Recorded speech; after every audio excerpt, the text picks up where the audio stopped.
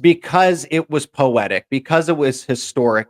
Honestly, if you ask Aaron Brooks, he'd probably say it was biblical to an extent, that this season was capped off by him. Aaron Brooks is, he's very, very open about his faith and everything that he does. But truly, the history, I've talked about how wrestling is romantic, that it is, that Hollywood could not write a better script here. So what happens? Well, the NCAA and ESPN decide, hey, let's have Aaron Brooks and Trent Hidley wrestle 1 versus 2 at 197, because they started with heavyweight and Greg Kirklees started it off on the right foot. And then Aaron Brooks closed it out.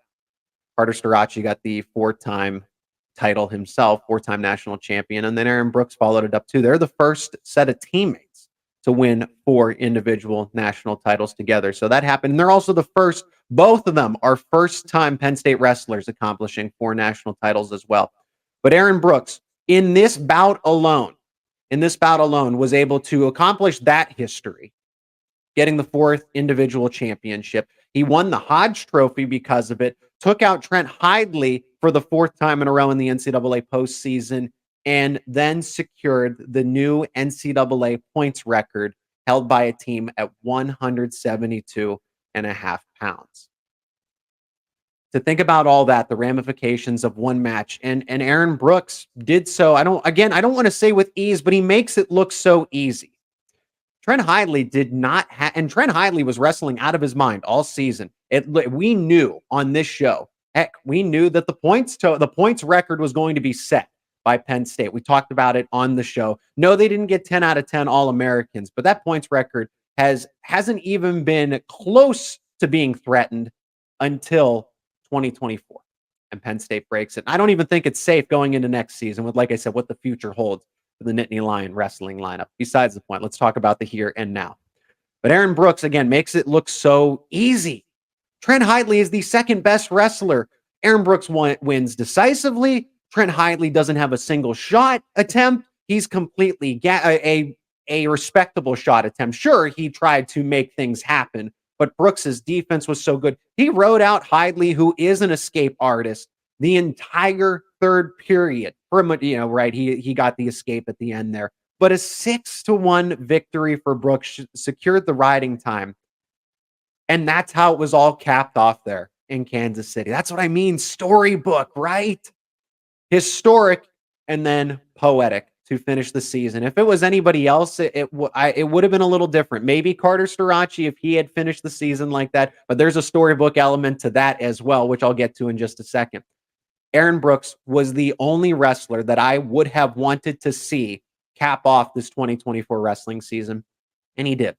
The fourth out of 6 title winners there for Penn State.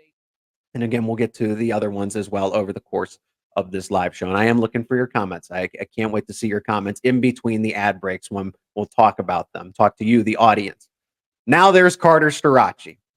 Carter Starocci winning 2-0 against Rocco Welsh of Ohio State. That's a freshman. That's a Pennsylvania State high school champion. That is a good wrestler, and he has a bright future at the collegiate level.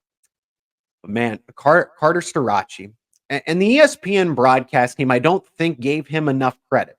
Okay, no, Carter Starocci didn't exactly look like himself because we will never truly know the severity of what that injury was. We can speculate, and I'll be transparent. I'll be honest, thinking that it was simply a hyperextended knee. But then Carter says he's at the hospital multiple nights, meeting with trainers, meeting with doctors late in the night, and you don't go to the hospital for a simple hyperextended knee.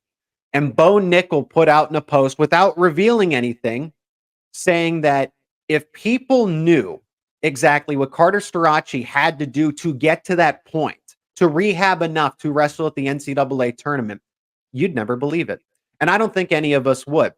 Carter Starocci is, I don't know that he's human. I don't. But he is one of the best athletes that will ever walk Penn State's campus. He's one of the best athletes purely across any of the sports.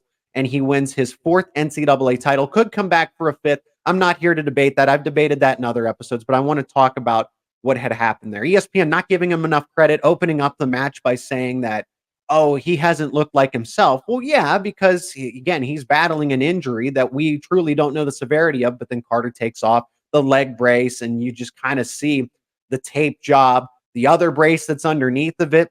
I have some thoughts about that as well. But 2-0 against Welsh. And they said he doesn't look like himself, and that these matches, they've been low scoring.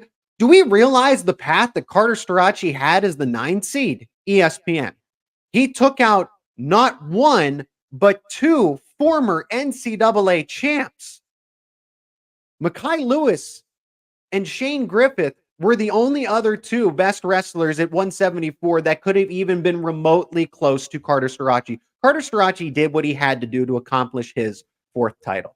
Whether he's at 100%, 75, 50%, 10%, Carter Starocci has been the best wrestler since he stepped foot into Happy Valley and started wrestling with this Penn State team. For the past 4 years, the 174-pound weight class has been his, and it hasn't even been close. And the gap just keeps getting further and further apart. Really, you took out two former NCAA champs on a not so, because again, I can't assume how strong that leg was, but a not so great leg. I think it's safe to say that. And you win a 4th NCAA title. And he's just like, yeah, I expected it. I knew it all along. The 5th title up in the air. You could come back for that. Maybe he will, maybe he won't, but he has made it clear that his goals and aspirations are bigger than just another NCAA title. He knows he is too good for college wrestling. He has outgrown this sport. It's time to think professional, whatever, MMA, professional boxing, competitive fighting of some sort, and of course, Olympics. And he's got the Olympic trials in less than 3 weeks on that leg that has just been through hell and back between rehab, the competition, and Carter Starocci just wrestled. He was savvy. He was savvy because not only do you have to wrestle unlike yourself, but you also have to protect yourself too. So the fact that Carter was on the defensive most of the time and still felt like he was out in front, always with the lead, always in control, that's because Starocci is that kind of caliber wrestler. I do have some other interesting takes on this because that brace, yes, it's a big, thick brace, but then underneath of it, there was the other leg protection. It was wrapped in Carter. I think it was very symbolic that he took that off in the mat because he wanted people to know, I just beat you like this. This was my state. And you guys still, none of you could still challenge me. Carter knew all along that he was going to win. We knew on the show too. We knew that this wasn't going to be anything in doubt. And those were the two 4-time champions there, in addition to what Levi Haynes and Greg Kirkley did.